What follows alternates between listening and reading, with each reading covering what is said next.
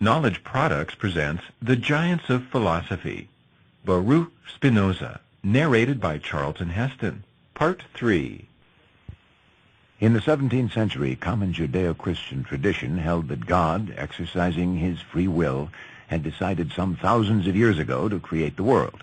Spinoza thinks that virtually every aspect of this traditional account is demonstrably false. He gives reasons for his conclusions. First, the biblical account is anthropomorphic. That is, it attributes human characteristics to God. Second, this view suggests that God has purposes, makes decisions, and possesses something called free will. Third, tradition views the creation as having occurred at a specific time in the past. Finally, the biblical account suggests that God is distinct from his creation. Spinoza explicitly argues against the traditional view on each of these points. The Hebrew Bible, which Christians refer to as the Old Testament, often attributes human characteristics to God. God is said in Genesis chapter 3, verse 8, to have walked around in the Garden of Eden as if he were a being who could walk. Human emotions are attributed to God, as when he's said to be jealous or that he gets angry. God is said to have a voice and a face. Spinoza argues that this biblical image of God is deeply confused. God, being infinite, cannot intelligibly be portrayed as having the finite physical form of a human being. Everyone who has to any extent contemplated the divine nature denies that God is corporeal. By body, we understand any quantity with length, breadth, and depth, limited by some certain figure. Nothing more absurd than this can be said of God, that is, of a being absolutely infinite.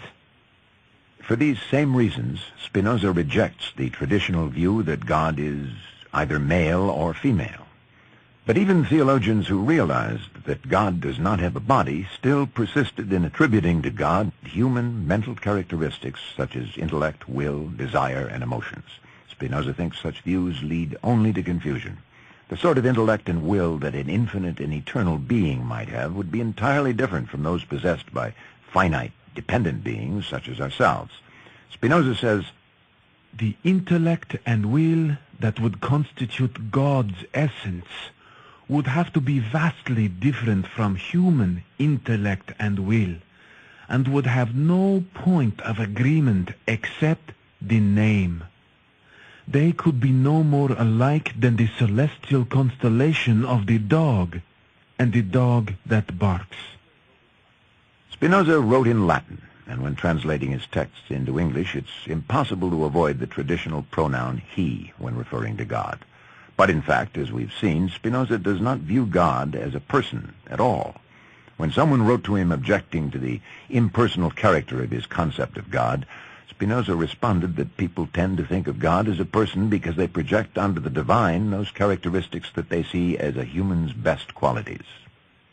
"I believe that a triangle, if only it had the power of speech, would say in like manner that God is eminently triangular, and a circle would say that the divine nature is eminently circular, and in this way each thing would ascribe its own attributes to God, and make itself like unto God." The biblical creation story suggests that at some point God decided to create the world. This decision has most often been interpreted as an act of God's free will. But Spinoza rejects the claim that God has free will, and his arguments are rooted deep in his basic philosophy.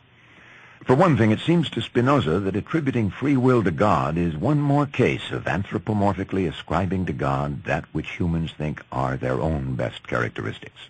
But more important, Spinoza says that in this instance the traditionalists are wrong, not only about the nature of God, but also about themselves as human beings. According to Spinoza, there is no such thing as free will, divine or human. When we say that someone's acted of his own free will, we usually mean it was possible under the circumstances to make a different choice.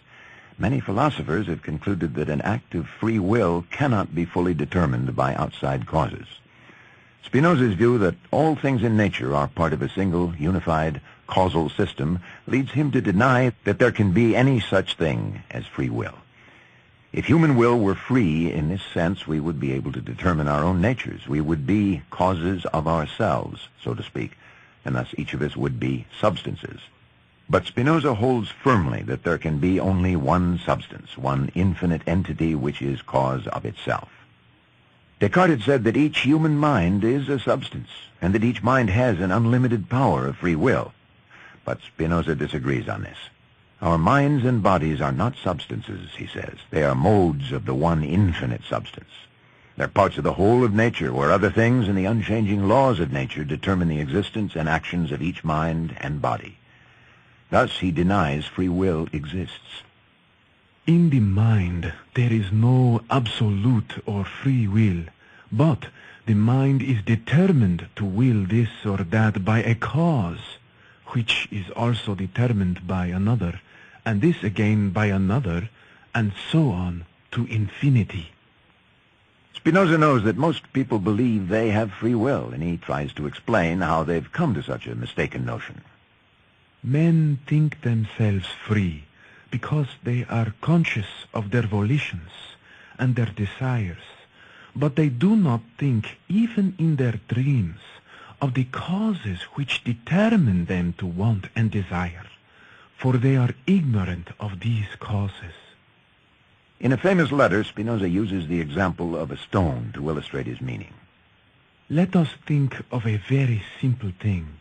For example, a stone receives from an external cause which impels it a certain quantity of motion, with which it will afterwards necessarily continue to move even when the impact of the external cause has ceased.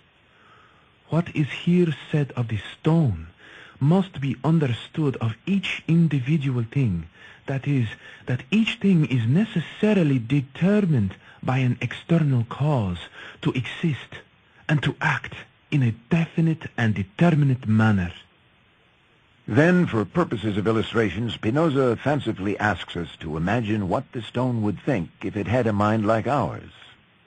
Next, conceive, if you please, that the stone, while it continues in motion, thinks, and knows that it is striving to continue in motion.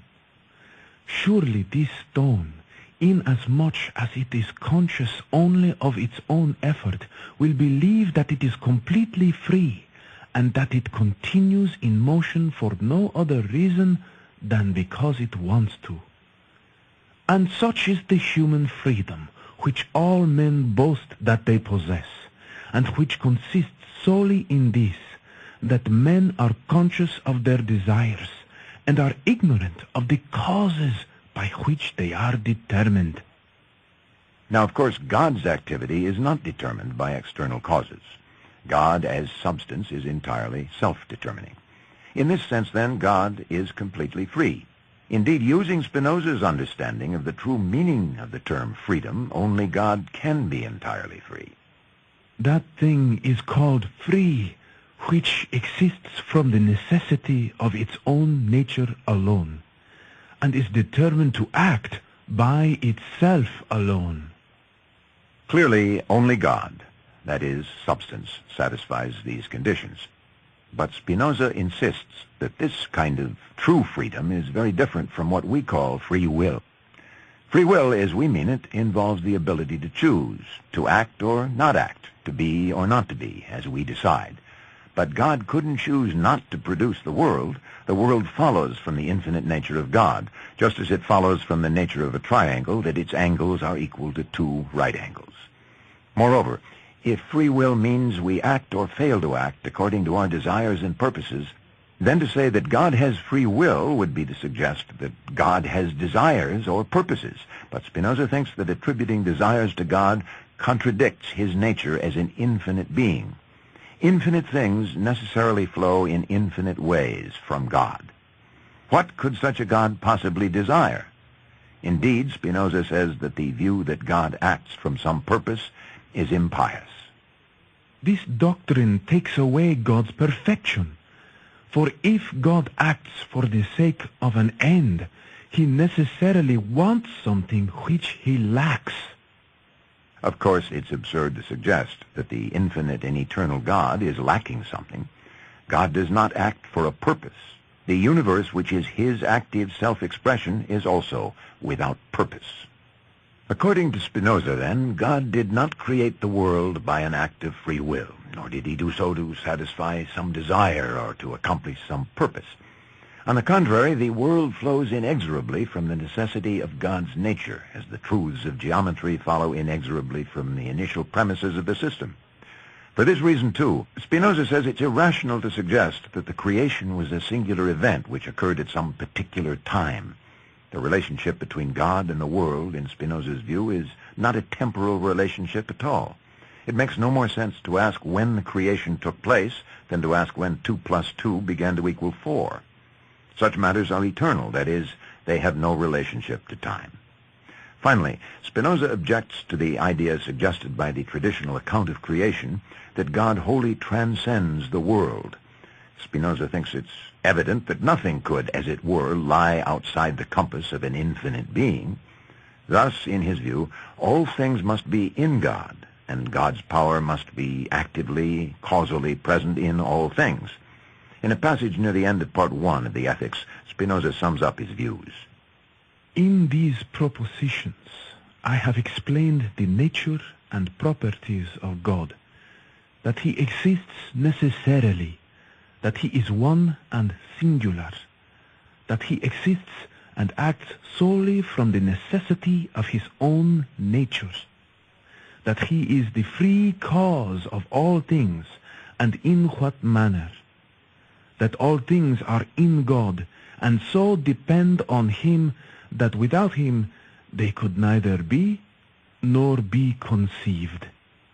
And finally, that all things have been predetermined by God, not through his free will or good pleasure, but through his absolute nature or infinite power.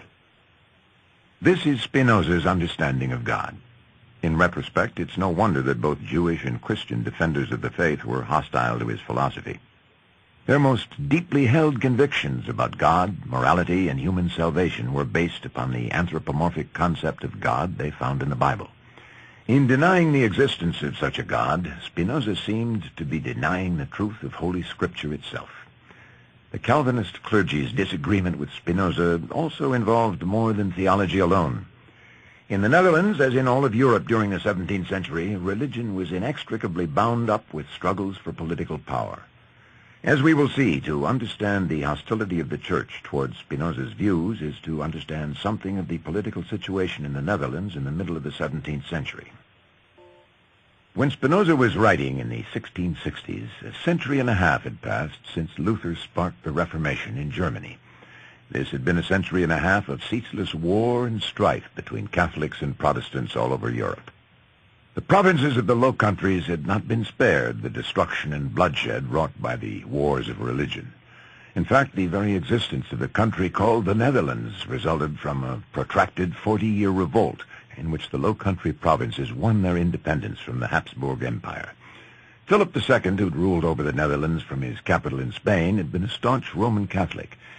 He'd viewed every deviation from Catholic orthodoxy as a treasonous affront to his sovereignty. His unwillingness to permit Calvinists and other Protestants to worship openly within the lands of his empire was a major cause of the province's war for independence. But as so often happens, once independence was won, the Calvinists themselves began agitating to have all forms of religious service other than their own outlawed in their new republic. By the middle of the 17th century, there were two clearly opposing factions in Dutch politics. On the one hand, there were the Republicans, as they were called, led by Jan de Witt. De Witt and his Republicans supported the governmental status quo and favored religious and intellectual freedom. On the other side were the monarchists, backed by the clergy, who wanted William of Orange to be king and wanted to establish Calvinism as the official state church. Spinoza supported the Republicans, and there's some evidence that he and de Witt were personal friends. In the early 1660s, de Witt was comfortably in control of the government, and all seemed well. But the preachers were always on hand in times of trouble to tell their congregations that the nation's problems were a sign of God's displeasure with the heresies in their midst. From his letters, it's clear that Spinoza was working full-time on the Ethics from 1663 to 1665. But a letter from a friend written in September of 65 indicates that Spinoza had begun a new project. I see that you are not so much philosophizing as, if I may say so, theologizing, for you are writing down your thoughts about angels, prophecy, and miracles. Apparently, the correspondent had learned that Spinoza had broken off his work in the ethics and begun a work with the imposing title Tractatus Theologico-Politicus, a theological political treatise. Spinoza wrote back, explaining, I am now writing a treatise about my interpretation of Scripture. This I am driven to do for the following reasons. Firstly, the prejudices of the theologians, for I know that these are among the chief obstacles which prevent men from directing their mind to philosophy. Secondly, the opinion which the common people have of me, who do not cease to accuse me falsely of atheism. Thirdly, the freedom of philosophizing and of saying what we think. This I desire to vindicate in every way, for here it is always suppressed through the excessive authority and impudence of the preachers. By defending the freedom of thought and expression against the agitation of the clergy, Spinoza was taking a clear stand in favor of the Republicans on the major political issue of his time. The clergymen based their claims on the authority of Scripture, which was seen as divinely inspired and literally and infallibly true. Spinoza knew that to get to the root of these claims, he'd have to investigate the Bible itself in order to ascertain just what authority it has and what doctrines it teaches. So he undertook a full-scale interpretive study of the Scriptures and produced what is now recognized as the first example of modern critical biblical scholarship. This approach does not rely on the clergy or on tradition for interpretation. It studies the Bible as an historical document using the methods of the literary scholar, the linguist, the historian, and the anthropologist. Spinoza was in a good position to undertake such a study, for he knew the Hebrew language well. He also was thoroughly familiar from his childhood days with the part of the Bible written in Hebrew. Devoting himself entirely to his task, Spinoza set aside the ethics and spent 5 years of his life studying the Scriptures and recording his interpretation of what he found. The preface to Spinoza's theological political treatise reminds the reader that in all ages, despotic rulers and demagogues have used superstition, wrapped in the garb of religion, to control the minds and hearts of the multitudes. Spinoza points out that the true teachings of Christianity regrettably have been distorted into pretexts for war and sectarian strife. I have often wondered that people who make a boast of professing the Christian religion, namely love, joy, peace, and charity to all men, should quarrel with such rancorous animosity and display daily toward one another such bitter hatred that this, rather than the virtues they claim, is the readiest criterion of their faith. As different clerics tried to outdo one another in claiming unquestionable divine authority for their difficult doctrines, the people naturally became confused. Spinoza notes that since religious doctrines are so often utterly contrary to reason, the clerics had to argue that divine truth is contrary to our God-given powers of reason. Faith has become a mere compound of credulity and prejudices. Prejudices too, which degrade man from rational being to beast, which completely stifle the power of judgment between true and false, which seem, in fact, carefully fostered for the purpose of extinguishing the last spark of reason. Piety, great God, and religion are become a tissue of ridiculous mysteries. Men who flatly despise reason, who reject and turn away from understanding as naturally corrupt, these, I say, these of all men are thought, oh lie most horrible, to possess light from on high.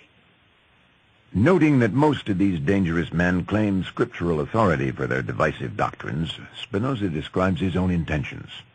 I determined to examine the Bible afresh, in a careful, impartial, and unfettered spirit, making no assumptions concerning it, and attributing to it no doctrines which I do not find clearly therein set down. With these precautions, I constructed a method of scriptural interpretation, and thus equipped, proceeded to inquire. This is the end of Part 3. Please download Part 4 to continue.